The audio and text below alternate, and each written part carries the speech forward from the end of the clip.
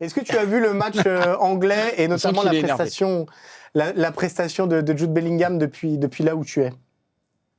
Bien sûr, j'ai tout vu. Et si tu enlèves Jude Bellingham de cette équipe d'Angleterre, il reste pas grand-chose quand même aujourd'hui, hein.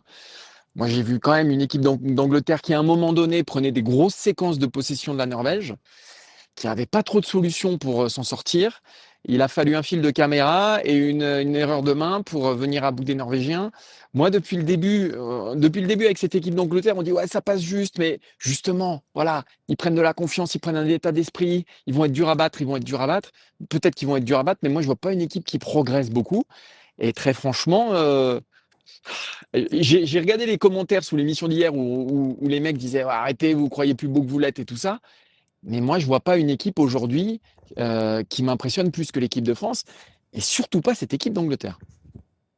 On parlait en off, comme souvent, on se disait c'est marrant, elle fait un petit peu penser à l'équipe de France de Didier Deschamps dans la prestation offensive, l'équipe de France d'avant, évidemment, hein, mais dans le minimalisme parfois, c'est-à-dire ça repose sur le talent individuel de certains joueurs. Je ne sais pas si la comparaison est réelle, mais en tout cas, c'est sûr, c'est que cette équipe anglaise a du mal à dominer ses matchs de bout en bout, et elle s'en remet depuis le début de cette compétition à Kane un petit peu, mais aussi beaucoup au sauveur Bellingham qui fait une Coupe du Monde XXL. Ouais, c'est une équipe qui n'est pas forcément toujours très proactive, mais moi, elle ne m'inquiète pas. Je suis toujours assez optimiste pour eux. J'ai revu, alors pour être tout à fait honnête, je n'avais pas pu voir le Angleterre-Mexique en direct, donc je me le suis fait en replay, un peu en retard, je l'admets, juste avant de venir au boulot ce soir. Et en fait, c'est un peu la même chose, c'est-à-dire que c'est une équipe qui attend souvent ses adversaires quand même, peu importe l'identité de cet adversaire, même quand elle est favorite, et puis qui va piquer en contre sur des coups de pied arrêtés et sur des coups de génie. Des génies, elle en a deux dans cette équipe, effectivement, Jude Bellingham, Harry Kane, ce soir c'est encore Bellingham. Mais ça m'inquiète pas parce qu'en fait, j'ai jamais vu cette équipe d'Angleterre spécialement s'affoler. Elle a été menée plusieurs fois dans cette compétition, mais je la vois pas s'affoler, je la vois pas faire n'importe quoi. Des fois, il faut suivre quand même un petit peu le coaching de Thomas Tuchel qui est capable de changer 5-6 fois l'identité de son double pivot au milieu de terrain.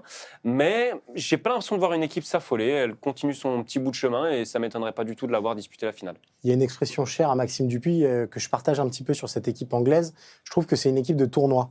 Exactement. Et Thomas Tuchel incarne ça très bien, c'est-à-dire qu'on sent dans ses plans de match, il peut se gourer parfois, mais il a suffisamment de matos sur le banc pour retravailler derrière ou pour corriger. Et il sait qu'il y a des faiblesses. Voilà, quand on voit le match de Jordan Pickford, il faudrait être aveugle pour dire que l'Angleterre va aller au bout avec ce gardien-là. Mais malgré tout, il n'y a pas de panique à bord. Et même quand la Norvège dominait, on sentait que il y avait une forme de certitude dans ce match à un moment, les Anglais auront la balle de match et ils vont réussir. Donc, je suis assez d'accord avec tout ce qu'on dit, c'est-à-dire que en l'état, elle n'est pas impressionnante, mais elle est en demi-finale. Je pense que ça peut être une problématique importante pour l'Argentine, si d'aventure c'est l'Argentine qui se qualifie. Et je les vois bien en finale, moi, les Anglais, malgré leur tournoi qui est pour l'instant, qui n'est pas flamboyant, mais qui leur permet de passer les tours les uns après les autres. Je vais te dire, moi je préférais avoir l'Angleterre que l'Argentine en finale, pour l'équipe de France en tout cas. Moi je suis pas sûr. Si on désire une victoire française, moi je préfère l'Angleterre à l'Argentine parce qu'elle m'impressionne pas, parce que ça passe de justesse. Mais tu me diras, dans cette partie de tableau-là, ça passe tout le temps de justesse. Ils passent tous de justesse, tous d'un rien. On va pas refaire le parcours de l'Argentine, mais je trouve que l'Argentine, il y a un supplément d'âme quand même qui, moi, m'inquiète beaucoup. Qui en tout cas me la met dans une autre dimension peut-être. Cette équipe d'Angleterre, moi, la défense, par exemple, tu as parlé de Pickford. Pardon, mais Pickford, il a le droit. Il a le droit, c'est marqué quelque part qu'il peut prendre le ballon, qu'il peut juste capter un ballon une fois dans la transversale des Norvégiens. Qu'est-ce qu'il fait? Il est 3 mètres devant sa ligne, il se fait lober. Mais moi, il me fait penser à Jérémy Janot. Alors, j'aime beaucoup Jérémy Janot, hein, mais c'est un gardien, c'est pas possible. C'est un gardien spectacle, mais en termes d'assurance, moi, il m'inquiète beaucoup. À l'inverse, par contre, je te coupe, Martin, mais quasiment, il leur offre la qualification face au Mexique, Pickford. Il sort un match extraordinaire contre le Mexicain. Il y a 2 parades notamment qui sont folles. Donc c'est quelqu'un, c'est un peu la pochette surprise. C'est exactement ça. C'est plus souvent la mauvaise surprise que la bonne, mais il est capable sur un match de sortir des parades assez incroyables dans son style un peu à lui. Tu parlais de Jérémy Janot, c'est vrai, c'est un peu ça, quoi. C'est très spectaculaire, très aérien, mais sur sa ligne, c'est un drôle de gardien qui est capable, d'avoir des réflexes aussi. Donc, effectivement, ce soir, ça respirait pas la sérénité. Mais devant lui, j'ai pas trouvé que l'équipe d'Angleterre était si inquiète que ça. Et c'est d'autant plus remarquable que, alors j'ai pas vérifié avant de tourner, mais je sais même pas si l'équipe d'Angleterre a aligné 2 fois de suite la même défense depuis le début de la compétition, tellement ils ont des soucis dans ce secteur-là. Ils changent d'arrière droit à tous les matchs parce que Kwanza se blesse, parce qu'il y en a d'autres qui sont pas là. Reece James se blesse aussi. Reece James se blesse, là il revient, mais il rentre d'abord au milieu, ensuite il rebascule latéral. Bref, il y a quand même énormément de changements, même au cours des matchs dans cette équipe-là, y compris dans le milieu de terrain défensif. Et pourtant, ça garde toujours une certaine cohérence, même quand on voit Declan Rice arrière droit par moment. Et on parle de Rice, il est sorti à la mi-temps. Aujourd'hui, il était incertain. Et ça tient quand même la baraque, même sans l'homme du milieu de terrain, quand même. Donc, puis, c'est pas mal. Il y a quand même un truc qu'il faut souligner, hein. C'est le caractère de cette équipe. Alors, ils sont tombés quand même dans beaucoup de matchs bourbiers. Le Congo, Harry Kane les sauve. Le Mexique, bourbier ultime au Stade Azteca, ils s'en sortent aussi et à 10. Là, il n'y a pas eu besoin d'un caractère immense pour renverser la Norvège, parce qu'il manquait un peu de diesel quand même à cette Norvège, et notamment Erling Haaland qu'on a vu en fin de match. Mais il y a quelque chose dans cette équipe qui transpire la confiance et puis Jude Bellingham le symbolise très bien, c'est-à-dire que ce gars a la certitude qu'à un moment ça peut tourner, et que ça va tourner. Et ça, c'est quelque chose d'un peu irrationnel aussi, qui est dur à quantifier. C'est pas de la tactique, c'est pas de la technique. C'est juste, parfois, dans une équipe, il y a une force collective qui peut se dégager. Et moi, je trouve que cette équipe anglaise, elle dégage ça, et presque un peu plus, pas plus que l'Argentine, mais disons que l'Argentine, ça tient du miracle à chaque fois. L'Angleterre, c'est de la sérénité, en fait. Et ça m'inquiète un petit peu pour la suite. J'en rajoute juste une petite couche sur Jude Bellingham, quand même. Je regardais pendant le match, il est donc à 12 buts en sélection, il y en a 6 depuis le début de cette Coupe du Monde, et 9 en tout sur les grandes compétitions avec l'Angleterre. C'est un garçon de grands moments, de grands matchs, de grandes compétitions, il incarne ça. J'ai presque envie de dire encore plus qu'Harry Kane, c'est exagéré, mais au moins autant qu'Harry Kane dans ces grandes compétitions-là, en tout cas dans celle-ci en particulier. Et il incarne tellement de choses à la fois. Tu disais l'esprit combatif, mais il y a aussi la qualité technique. On a vu des doubles contacts, on a vu une petite passe pour Harry Kane, un but hors jeu de Kane, mais pas de beaucoup, où c'est lui qui a la passe décisive.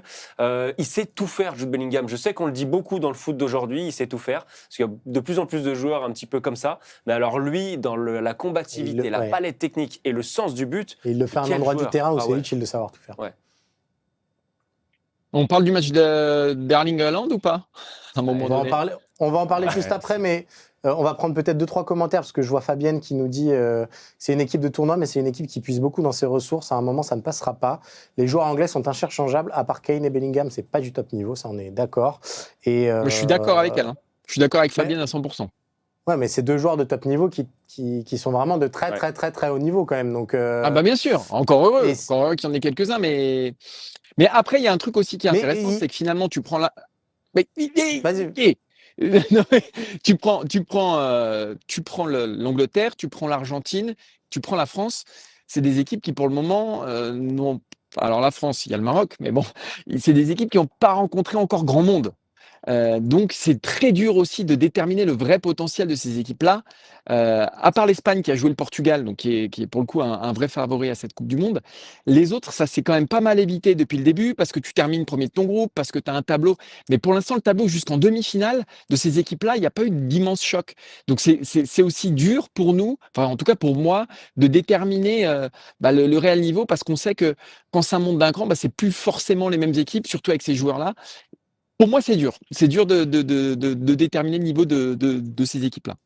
Après, le réel niveau, quelque part, il y a un petit indice qui est quand même la force de l'habitude de ces équipes-là. L'équipe de France, on ne va pas rappeler qu'ils vont disputer leur 3e demi-finale de Coupe du Monde d'affilée. L'Argentine, championne du monde en titre, qui a quand même de bonnes chances. On va suivre leur match contre la Suisse, mais de se retrouver dans le dernier carré aussi. L'Espagne, on ne va pas rappeler le palmarès non plus. Et l'Angleterre, alors là, c'est Maxime Dupuis qui nous écrit dans notre boucle WhatsApp, mais demi-finaliste en 2018, on va prendre les euros aussi. dit. Finaliste de l'Euro en 2021, quart de finaliste de la Coupe du Monde en 2022, finaliste en 2024 de l'Euro, demi-finaliste en 2026. Voilà, il n'y a pas de hasard. Il y a encore quelques doutes peut-être sur des aspects tactiques, techniques, de forme ici et là, mais il n'y a pas de doute sur le fait que c'est des équipes qui sont habituées à ces hauteurs-là. Ouais, puis Thomas Tuchel, C'est les 4 plus grosses équipes des 10 dernières années, en fait. Ouais. C'est les 4 plus grosses équipes des 10 dernières années.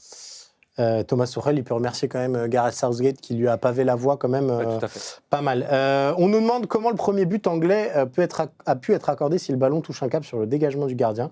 Adrien, très bonne question. Écoute, je te propose d'aller sur eurosport.fr parce que Julien, qui est en train de bosser à cette heure-ci, y a consacré un article. En réalité, tous les joueurs se sont plaints, donc M. Turpin ne l'a pas vu, la VAR n'est pas intervenue et la FIFA a communiqué, je crois que c'est auprès du Times, si je ne dis pas de bêtises, mais en tout cas un des journalistes qui a contacté la FIFA en temps réel.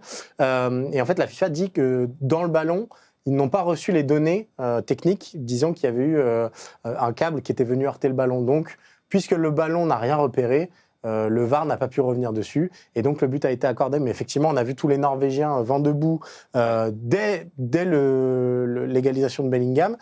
Et puis, l'entraîneur norvégien qui est revenu discuter avec M. Turpin à la pause. Bon, là, c'était un petit peu tard pour revenir dessus. Mais c'est possiblement quelque chose qui fera beaucoup parler. Il y a beaucoup d'autres choses dans ce match en termes arbitrales. Moi, j'ai trouvé M. Turpin plutôt bon, notamment au moment de se déjuger pour le penalty accordé à Spence. Il y a aussi cette action, notamment sur la barre norvégienne, où derrière, il y a un Norvégien qui est là pour reprendre, et puis il se prend un coup dans la carotide presque. Et le but refusé à la Norvège aussi. Un but refusé à la Norvège aussi pour une faute légère, on va dire, d'Erling Haaland. Ouais. Donc, c'est sûr que ça fera parler, mais je ne suis pas sûr que ce soit là que la Norvège a pêché. Non. À mon sens, parlons maintenant d'Erling Haaland, effectivement, qui est une des grandes stars quand même de cette compétition, parce qu'amener la Norvège en quart de finale, même s'il n'est pas tout seul, il a pris son pays sur les épaules, et on l'a vu notamment face au Brésil. En revanche, là, il n'y avait plus rien dans le réservoir. Erling Haaland, 21 ballons touchés, 10 ballons perdus. Aucune occasion de but. Le bilan, il est cataclysmique pour Erling Haaland ce soir.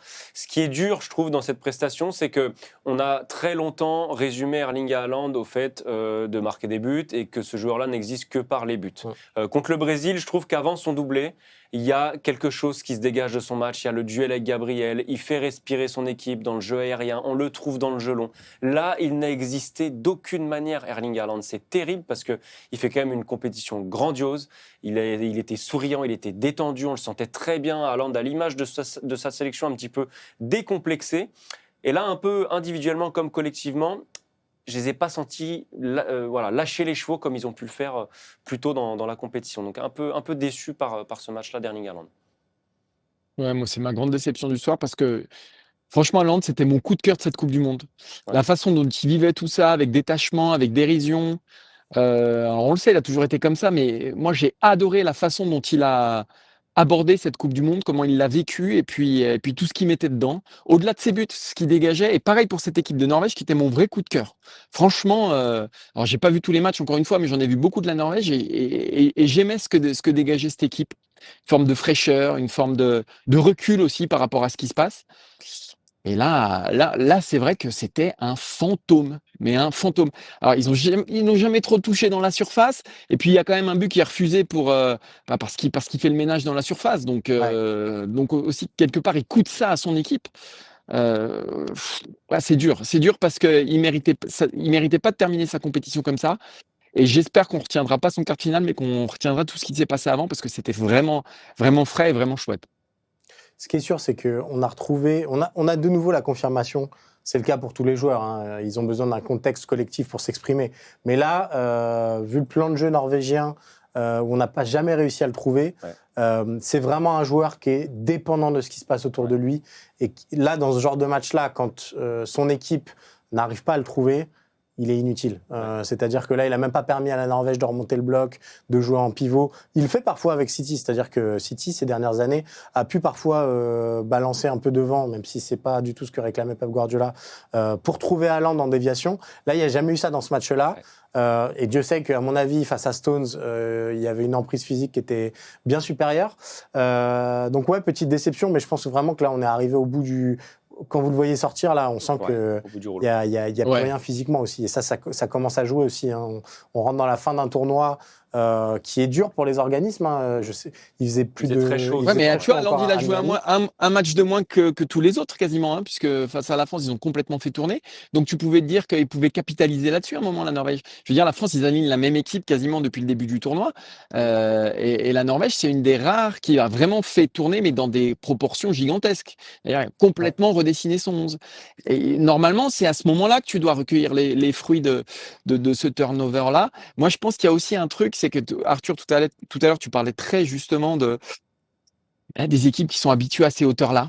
Et je pense qu'à un moment, tu es rattrapé par ça ce soir Ouais. pour la Norvège, où tu n'as pas senti effectivement la fraîcheur de ce qui s'était passé face au Brésil notamment. Alors, évidemment que le Brésil n'est pas armé comme l'Angleterre aujourd'hui, donc tu as toujours ce rapport de force. Mais bon, je pense qu'à un moment, tu es rattrapé par ça. Tu es rattrapé par le contexte, par demi-finale, c'est pas rien quand même. Hein. Demi-finale de Coupe du Monde, c'est là où ça. Ah oui, là, c'est là où ça commence à devenir très sérieux. Peut-être que tu as été rattrapé par ça. Je parle pas forcément de Hollande, parce que lui, il a l'habitude, il a gagné une Ligue des Champions, par exemple, et peut-être les autres. C'est marrant parce que ça fait deux équipes, et c'est pas du tout pour te tacler, Martin, par rapport au Maroc, hein, mais ça fait deux équipes qui font très très forte impression face au Brésil et qui derrière semblent un petit peu timides face à d'autres équipes référencées. Donc le parallèle fait surtout mal à ce qu'on pense du Brésil, je pense. Mais, ouais. Les joueurs sont cuits, nous dit Fabienne, tout à fait. Pas tous, hein. La France, elle n'est pas cuite, hein, messieurs. Hein. Ils sont pas cuits, eux. Hein. Eux, ils montent en puissance. Hein.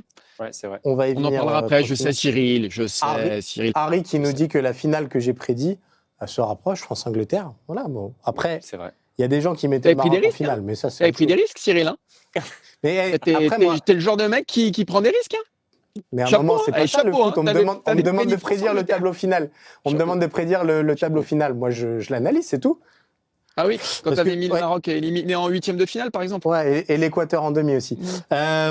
Julien Pereira qui nous signale qu'il y a eu une interview assez dingue de Tuchel à ITV. Je vais vous la lire. Voilà, on est entre nous. Il est 2h du matin. Vous ne nous en voudrez pas si on n'a pas les visuels qui vont bien. Tuchel, on s'est vraiment compliqué la vie. Je ne suis pas satisfait de la performance dans tous les sens. L'implication est là, mais on s'est compliqué la vie avec notre façon de jouer. Des erreurs tactiques, pas assez de vitesse. Nous avons eu de la réussite. Ce n'est pas un problème de mentalité. C'est quelque chose qu'on pourrait mettre en bouteille et vendre. Pourquoi parler de mentalité? C'est la qualité de notre jeu qui pose problème.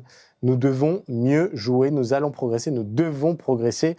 Au moins, il est lucide. Ça, c'est... Alors là, pour le coup, on faisait le parallèle à force de dire ça... on faisait le parallèle entre l'équipe de France, éventuellement un petit parallèle de 2018 et celle-ci. Par contre, il n'y a pas de parallèle à faire entre Thomas Tuchel et Didier Deschamps, parce que Tuchel, alors que ce soit pendant les matchs, entre les matchs, les confs, s'il doit secouer ses joueurs, il les secoue et souvent c'est assez spectaculaire, mais bon, ça lui a permis de gagner quand même une Ligue des Champions comme ça avec Chelsea. Donc, Et puis je pense qu'il est plutôt. Je vous conseille l'article de Philippe Auclair aujourd'hui sur Eurosport.fr qui parlait de lui. On voit aussi que son groupe adhère à ça, c'est-à-dire que encore une fois, s'ils vont au bout, l'Angleterre, ils auront gagné la compétition presque au moment de la liste, c'est-à-dire au moment où Tuchel a fait des choix forts, a enlevé des créatifs qui auraient eu leur place légitime dans cet effectif. Mais il a fait un choix d'équipe. Il a pris des mecs qui sont peut-être un peu moins flashy, mais qui vont plus appliquer ses consignes. Et je pense qu'in fine, ça peut marcher. Dans les choix de compo de départ ou de cours de match, on voit bien qu'il n'y a pas de place pour les égos dans cette équipe-là. Il y a pas Bellingham, s'il n'avait pas été bon, vous pouvez être sûr qu'il passait sur le banc. Oui, parce qu'il y a Rodgers derrière. Exactement. Et ce Rodgers-là qui fait une très bonne campagne de qualification de la Coupe du Monde, tout le temps titulaire avec l'Angleterre. Il rentre, il n'a pas d'état d'âme, il est à l'origine du deuxième but, c'est sa frappe qui est repoussée. Vous voyez Saka, parfois il est titulaire, parfois il est remplaçant, il est quand même champion d'Angleterre en titre, finaliste de Ligue des Champions. De l'autre côté, il y avait Rashford par moment, maintenant c'est Gordon. Et ces mecs-là changent, s'interchangent. Bon, ils sont toujours en train de donner le meilleur malgré tout, donc je crois qu'il y a une bonne gestion des égos de la part de Tuchel. Ouais, mais ça dit aussi qu'il n'y a personne qui s'impose. Moi, je suis assez d'accord avec Tuchel. Je vous ai trouvé relativement sympa avec l'Angleterre sur le début d'émission, mais ça me rassure qu'ils disent ça, Thomas Tuchel. Oui, effectivement, ça change tout le temps, mais si ça marchait bien, il ne changerait pas tout le temps, sans doute. Il n'est pas non plus complètement fou, Thomas Tuchel. Donc, voilà. Après, il n'est pas aidé non plus par les blessures, etc., les suspensions. Ça, c'est vrai. Là-dessus, ils ne sont pas bien. Ça, c'est vrai.